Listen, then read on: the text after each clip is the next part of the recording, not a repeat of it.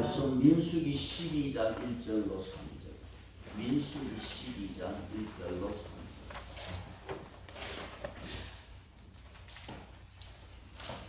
민수기 12장 1절로 3절을 교독합니다. 모세가 구스 여자를 취하였더니 그 구스 여자를 취하였으므로 미리암과 아론이 모세를 비방하니라. 그들이 여호와께서 모세와 말씀하시니라 여호와께서 이 말을 들으셨더라. 같이 봅니다. 이 사자 모세는 오늘 안에 진영의 모든 사람보다 아멘. 우리가 11장에서 실패의 원인은 원망이었습니다. 그 원망이 하나님으로부터 진노를 불러왔고 그 진노가 이스라엘 백성 장막에 불을 사르게 했고 또 많은 백성이 가나안 땅 들어가지 못하고 광야에서 죽었습니다. 이래저래 손해가 큽니다. 그 원망은 뭐냐? 먹는 것 때문에. 먹는 것. 민수기 11장에서 백성들이 고기 먹고 싶다고 울면서 원망했어요. 그런데 광야에서 고기를 먹은 적이 있어요.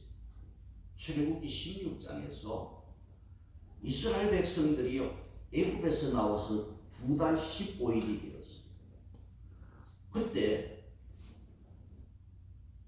애굽에서 그 고기 가마 곁에 고기를 배불리 먹었었던 그때가 좋았다.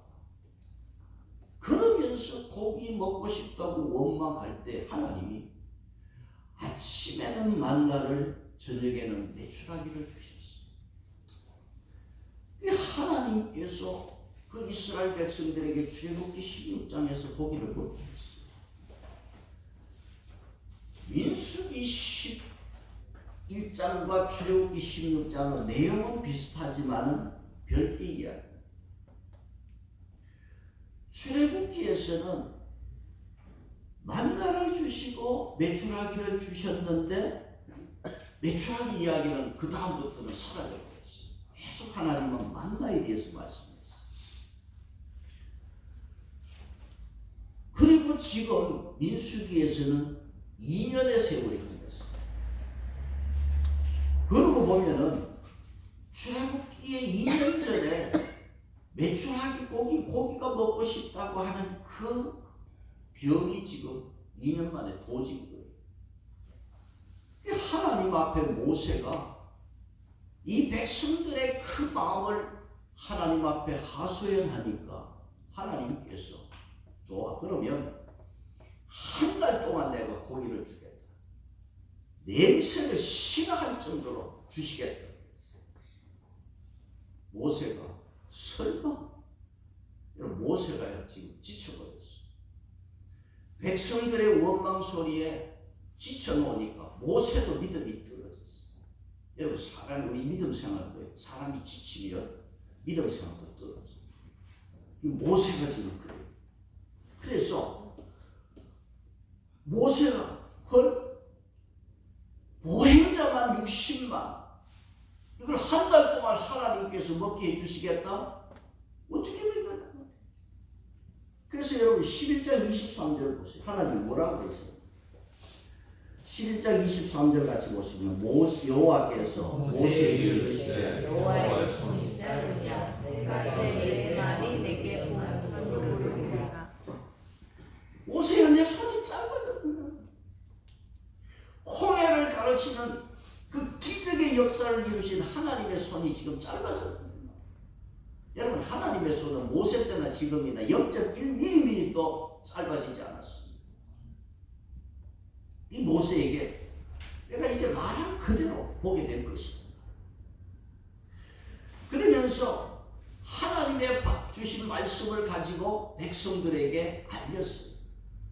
그리고 장로 70명을 장막 밖으로 불러 세워서 하나님께서 고기 주신다는 그 역사를 보게 하려고 불러냈다. 장로들이 장막 밖에 쭉 나와 서 있는데 하나님께서 내려오십니다. 여러분, 구약에도 하나님이 예수님이 신약에 오시기 전에 하나님께서 우리 창세기부터 보았잖아. 한 번씩 내려오시는 급할 때 하나님께서 그 장로들이 서 있는 그 가운데 하나님께서 내려오셔서 하나님께서 말씀을 주시고 모세에게 말씀하시고 모세에게 주셨던 성령을 70명 장로에게 주셨어요. 그러니까 하나님께서 고기 달라는 백성들에게 고기를 먼저 주는 게 아니라 성령을 주셨단 말이에요. 성령 다 받았어요. 그리고 민수기 11장 29절에 하나님께서 뭐라 하셨습니까?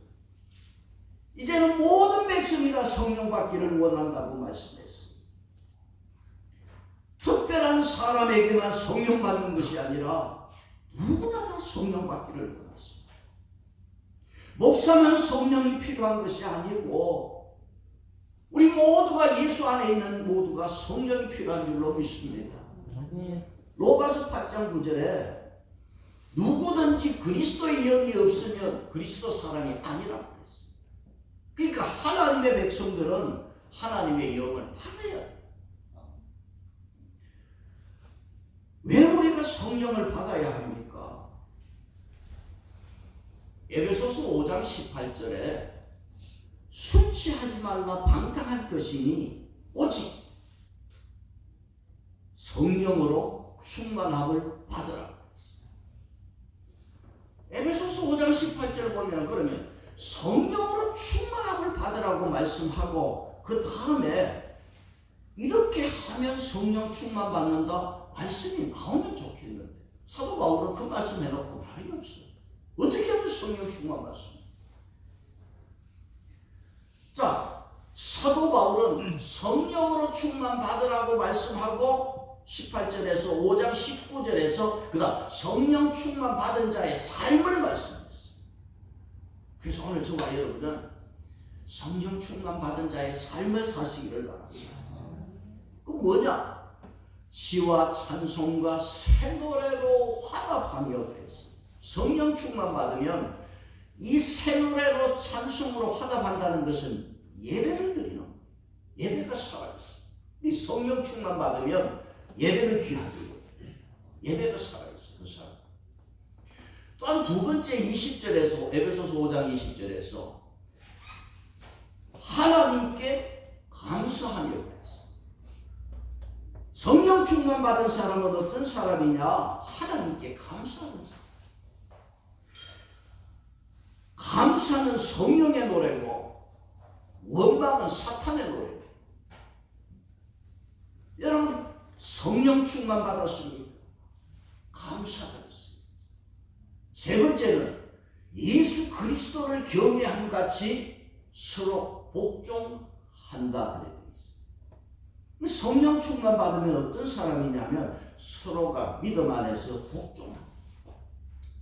그래서 에베소서 5장 18절에서 성령 충만하면 뭐가 달라지나? 삶이 달라지는데 예배가 살아요. 내 개인적으로 하나님께 감사하고 인간관계 속에서 서로 복종하는 거. 이게 성령 충만받은 자의 삶이에요. 자, 민수기 11장에서 하나님께서 모세에게 받았던 성령을 장로들에게 다 주셨어요. 그리고 모든 백성들이 성령 받기를 원하시는 하나님. 그렇게 성령을 받아야 우리 하나님의 사람들은 자기 욕심대로 살지 않고 하나님 백성답게 살 수가 있어. 그러니까 하나님께서 고기를 주기 전에 먼저 성령을 주셨어요. 여러분 우리 성령 받아서 내가 성령의 사람으로 내 육체를 이기는 믿음의 성도 되기를 바랍니다. 자, 11장에서 성령을 주셨고 12장에 와서 12장 제목이 뭡니까? 미리암이 벌을 받았다. 미리암이 벌을 받다 그랬어요. 세 번째 실패 광야에서. 미리암은 보통 우리가 짐작컨대 모세보다 한 10살 위로 보고 있습니다. 그리고 형 아론은 정확하게 나와 있으니까 3살 위 형입니다. 자, 이 두 사람이 누님과 형님이 성령을 받았으면 서로 복종이다. 모세가 지도자다. 복종을 해야지. 성령 받았어요. 근데 복종하지 않고 12장 1절에 뭐 했다고 그랬어요? 미리암과 아론이 모세를 비방. 미리암은요, 모세에게는 생명의 원인입니다. 그리고 형 아론은요, 처음부터 출애굽 역사에 같이 사명을 감당한 동역자. 이 두 사람이 모세를 어떻게 했나? 비방한 이유가 1절에 뭡니까? 모세가 구스 여자를 취했다는 거지. 자, 이거 가지고 비방했어. 근데 여기 구스 여자를 취했다 두 가지 해석이 있어요. 하나는 모세의 처 십보라가 세상을 떠나고 재혼하면서 구스 여자를 아내로 맞았다. 구스 여자는 에티오피아입니다. 흑인 여자. 또 하나 해석은 모세가 애굽에서 미디안으로 도망을 갔어. 거기에서 미디안 여자 십보라를 얻어서 아내로 맞이했어요. 그래서 여기 미리암과 아론이 비방했다는 것은 미디안에서 여자를 취한 것을 비방했다는 거예요. 하박구서 3장에 보면 구산과 여기 미디안이 나와. 그러니까 미디안과 구산은 같은 인접 지역이고 오늘 여기에서 구스는 구산이 아닌가 그렇게 또 추측을 합니다.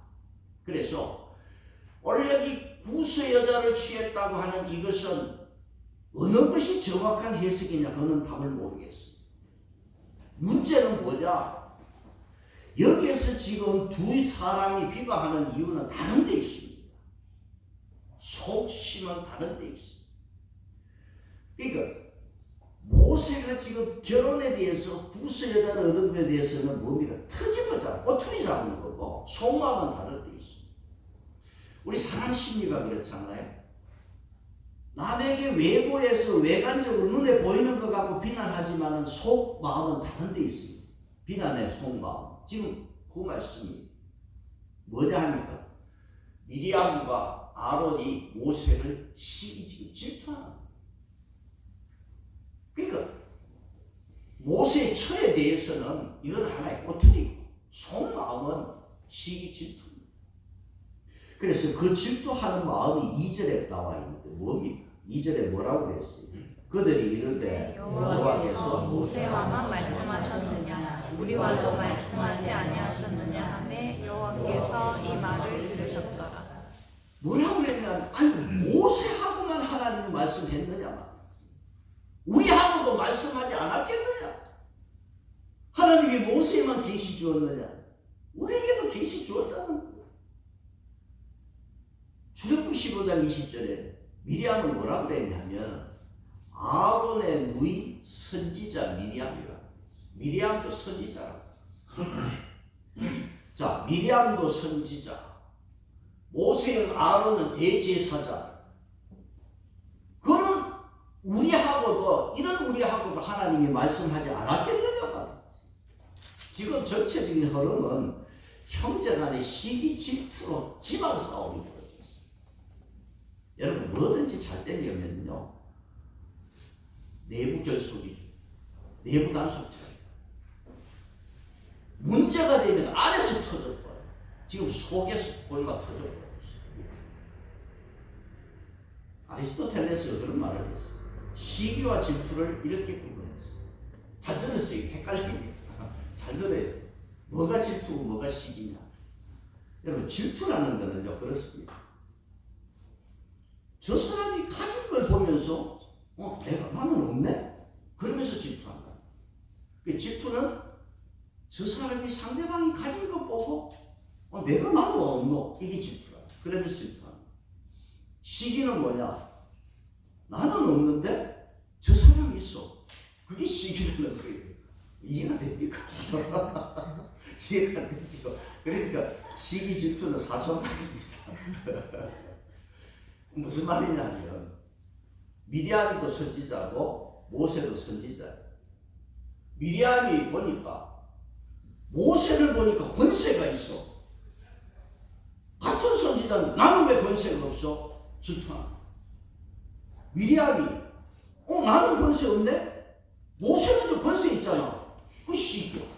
그러니까 미리암이 모세의 권세에 대해서 시기 질투. 시기 질투 잊어버리세요. 그래. 오늘 여기 두 사람, 이 미리암과 아론이 시기 질투를 했어. 여러분, 민수기 11장 14절에서 모세가 뭐라고 그랬냐면, 책임이 심히 중하여, 11장 14절에 나 혼자는 이 모든 백성을 감당할 수 없다.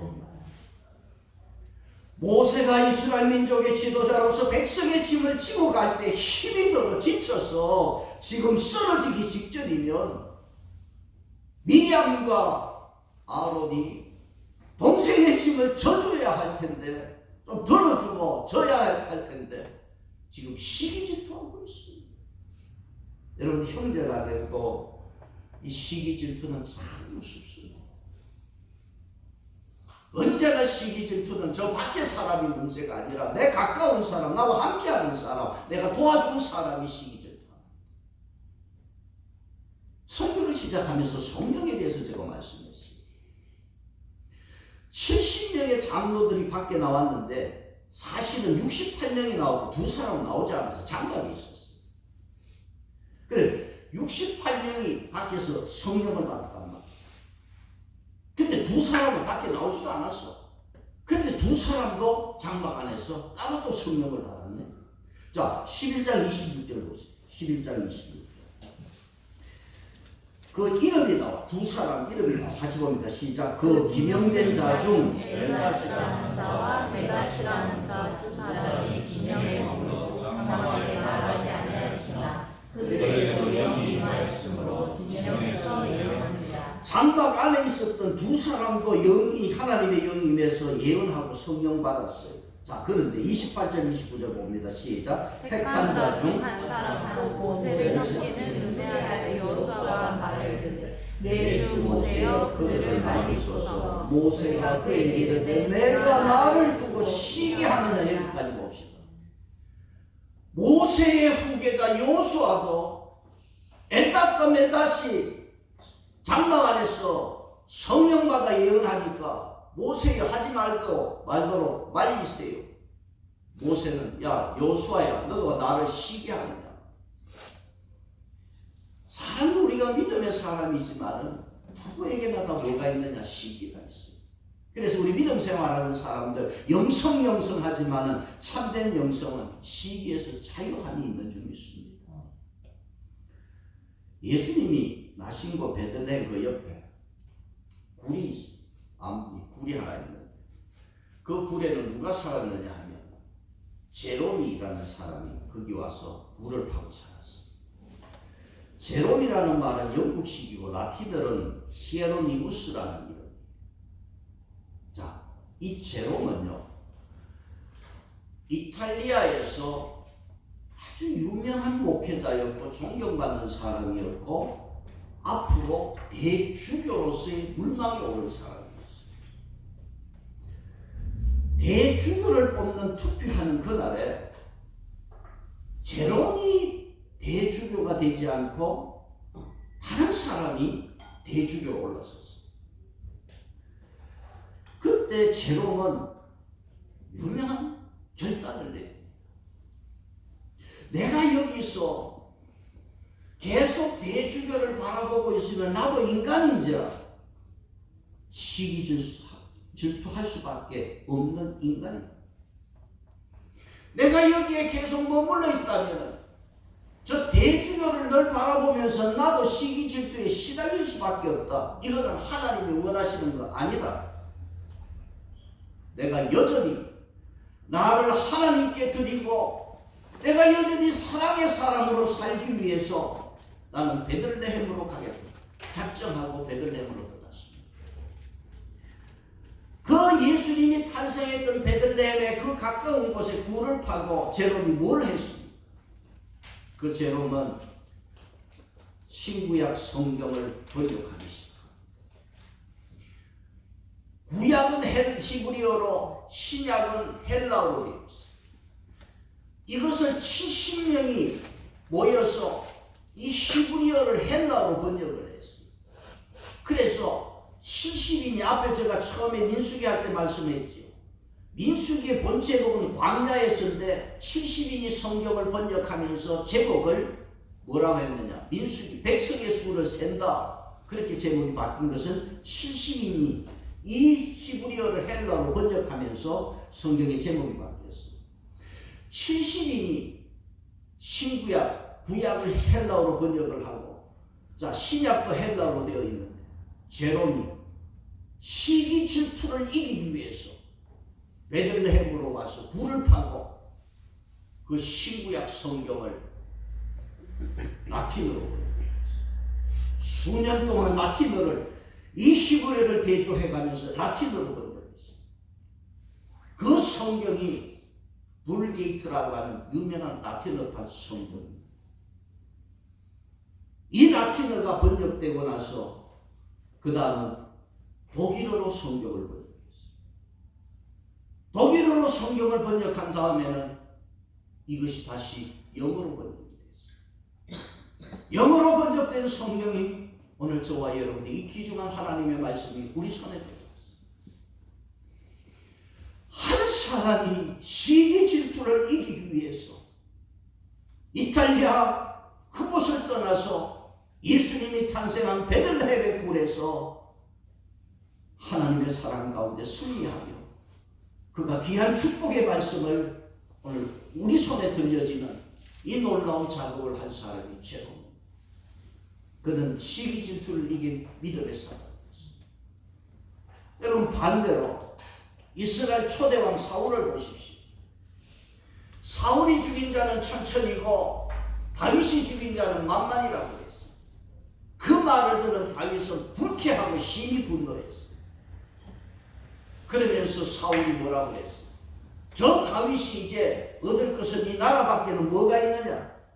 그러면서 시기심이 발동해서 그 충성스러운 다윗을 죽이려고 그렇게 쫓아다니다가 사울 왕은 마지막 인생 비참하게 그 집안 끝나고 말았습니다. 시기 질투를 극복하는 승리한 인생이 있는가 하면 시기심 때문에 인생을 마친 사람이 있습니다. 모세는 백성들의 원망에 힘이 들었지만은 이 형제간의 시기 또한 모세를 힘들게 만들었습니다. 모세는 자기의 누이 미리암과 형 아론이 그렇게 비방했지만 아무 말이 없습니다. 하나님께서 급해졌습니다. 만약에 모세가 저렇게 당하면, 요즘 말로 여론에 밀려버리면 하나님의 구원의 역사는 어떻게 됩니까? 하나님이 급해졌습니다. 4절을 12장 4절을 읽겠습니다. 12장 4절 보겠습니다. 시작. 여호와께서 갑자기 모세와 아론과 미리암에게 이르시되 너희 세 사람은 회막으로 나오라 하시니 그 세 사람이 나아가니. 여기 갑자기 긴급 상황. 모세는 가만히 있었지만은 하나님이 가만히 있지 않습니다. 세 사람을 불렀습니다. 미리암과 아론과 모세 세 사람을 불렀습니다. 하나님이 말씀합니다. 내 말 들어. 세 사람을 부르시고 또 두 사람 미리암과 아론을 따로 불렀어요. 5절 6절을 보겠습니다. 5절 6절입니다. 시작. 여호와께서 구름 기둥 가운데로부터 강림하사 장막문에 서시고 아론과 미리암을 부르시는지라 그 두 사람이 나아가매 이르시되 내 말을 들어라. 너희 중에 선지자가 있으면 나 여호와가 환상으로 꿈으로. 하나님은 세 사람을 부르시더니 다시 두 사람을 부르고 내 말 들어라. 너희 중에 선지자가 있으면은 내가 환상을 통하여 꿈을 통하여 알리기도 하고 말하기도 하는데 모세는 달라. 모세는 다르다고 그랬습니다. 여러분, 미리암이 볼 때는 모세도 선지자고 나도 선지자고 같아 보이지만은 하나님은 다르다고 그랬습니다. 뭐가 다릅니까? 7절에 모세는 어떤 사람입니까? 내 종 모세는 그렇지 아니하니 그는 내 온 집에 충성하니라. 모세는 그렇지 않다. 다른 선지자하고 다르다. 모세는 내 집에 정말 충성된 자다. 여러분 이거는 신실로 번역해도 돼요. 모세는 하나님 보시기에 신실한 자였습니다. 또한 8절에 모세는 뭐가 다릅니까?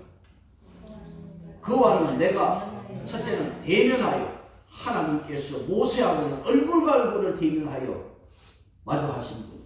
두 번째는 8절에 명백히 하나님은 모세에게 명백하게 말했어요. 세 번째는 뭐라고 그랬어요? 은밀하게 말하지 않아요. 영어 성경에 리더, 수수께끼. 하나님께서 이 편리주와 수수께끼. 하나님은 모세에게 명백하게 말하고 수수께끼 같은 말로 하지 않았다는 거예요. 여러분 6절에 다른 선지자 그러면 미리암이겠지. 환상과 꿈으로 말하면은 그게 마치 수수께끼. 꿈을 꾸고 환상을 보았어. 이게 뭐지? 이게 무슨 뜻이지? 이게 개꿈인가? 수수께끼야. 꿈과 환상은 해석에 따라 달라지고 어려워. 그러니까 하나님 앞에 이거는 간접적인 메시지.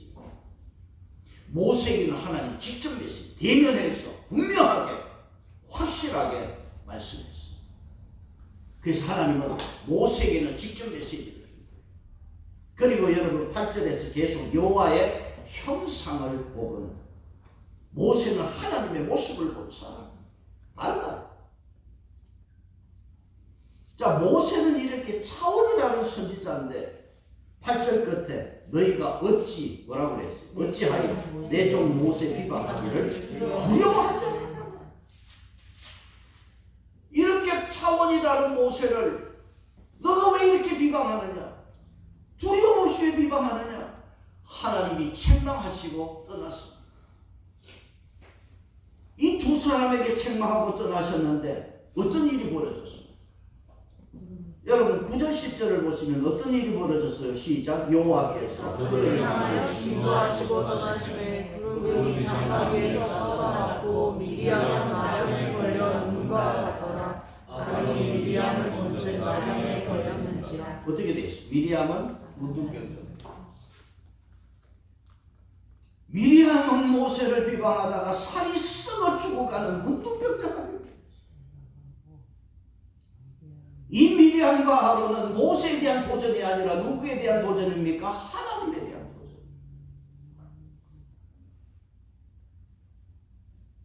그런데 여러분 같이 동조한 아론은 문둥병에 걸리지 않았어요. 미리암은 문둥병에 걸렸는데 아론은 그렇지 않았어요. 왜 그럴까요? 아론은요 즉시 회개했어요. 11절을 보세요. 아론이 이에 모세에게 이르되 슬프도다 주여 우리가 어리석은 일을 하여 죄지었으나 청하건대 그거를 우리에게 돌리지 마소서. 아론은 내 주여 모세를 내 주여 우리가 어리석은 일을 하였습니다. 아론은 왜 문둥병에 걸리지 않았습니까? 바로 회개했어요. 회개해서 살았습니다. 그러면서 12절에서 그가 살이 반이나 썩어 미리암에 대한 말이지요. 모태로부터 죽어나온 자같이 되지 않게 하소서. 미리암 그가 살이 썩어 죽은 자같이 나오는 그런 사생자가 되지 않게 해달라고 부탁했습니다. 아론이 왜 살았습니까? 회개가 그를 살렸습니다. 하나님께서 세 사람 나오너라 또 두 사람 나오느라 왜 그럽니까? 회개할 기회를 주신 거예요. 내 종 모세는 그렇지 않다고 말한 것은 뭡니까? 빨리 회개하라는 거예요. 회개할 기회를 준 거예요. 그런데 회개하지 않는 미리암은 무슨 병에 걸렸고 즉시 회개한 아론은 문둥병에 걸리지 않았더라. 이제 모세는 하나님 앞에 부러지졌습니다. 13절을 같이 보고 모세가 부러지졌습니다. 모세가 여호와께 부르짖으되 하나님이여 원하노니 그를 고쳐 주옵소서. 하나님이여 미리암을 내 너희를 고쳐주십시오. 그러니까 하나님께서는 일주일을 이 진영 밖에 가두어서 일주일 후에 들어오라는 거예요. 그래서 일주일 동안 이스라엘 백성들이 기다려 주었어요. 일주일 후에 미리암이 회복되고 다시 진영으로 들어와서 이스라엘 백성들은 가나안으로 행진을 합니다. 그런데 문제는 뭐냐? 민수기 12장 이후에 미리암의 이름은 다시 등장하지 않아요. 그 미리암이 존귀함을 잃어버렸습니다. 그런데 미리암 이름이 언제 등장하느냐? 민수기 20장이지. 가데스에 도착했는데 미리암이 죽어서 장사되었더라. 미리암의 죽음만을 성경은 우리에게 알려주고 있습니다. 미리암이 왜 이렇게 되었어요? 자기 교만 때문에. 자기도 높아지려는 교만 때문에. 모세는 자기를 비방하는 형과 누이에 대해서는 아무 말이 없었습니다.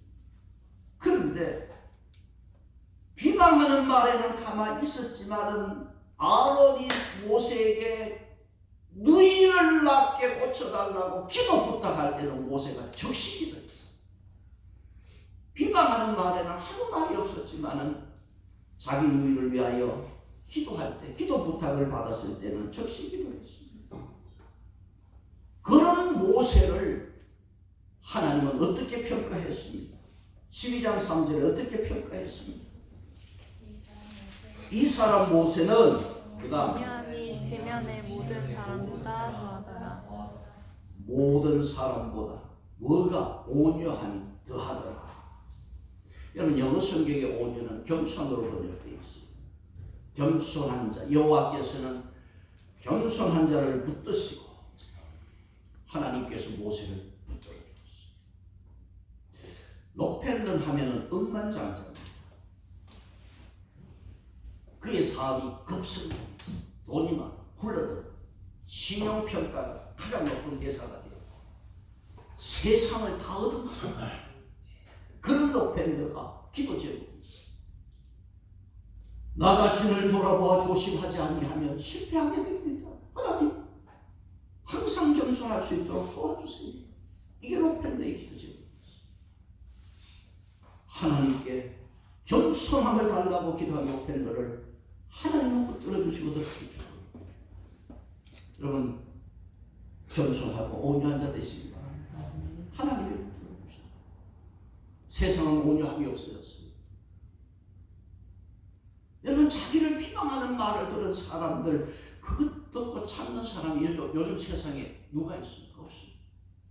오늘 세상은 사나워지고 살벌해지고 거칠어져 도시가 농촌이고 사람들이 무슨 이거 중학생 간에도 무섭더라고요. 노조가 얼마나 강한지 강성 노조 청소하는 아줌마들도 노조에 가는 거야. 노조가 지금 다 있잖아. 노조 없는 거 한 군데 있어. 어디 있냐 하면요 노조가 없는데 한 군데 있어. 목사 노조가 없어. 여러분 목사 노조 생기면 목사가 강단에서 설교 안 하고 뛰들고 길거리에 나오면 큰일 납니다. 온유가 뭡니까? 극단에 서지 않는다는 것은 극단으로 가면 말합니다. 온유한 자가 복이 있는 줄 믿습니다. 동물의 세계 보세요. 온유한 짐승이 번식도 잘하고 오래가지 강한 동물은 번식도 잘하는데 몇 종이 새들을 잡아먹는 독수리 내보세요.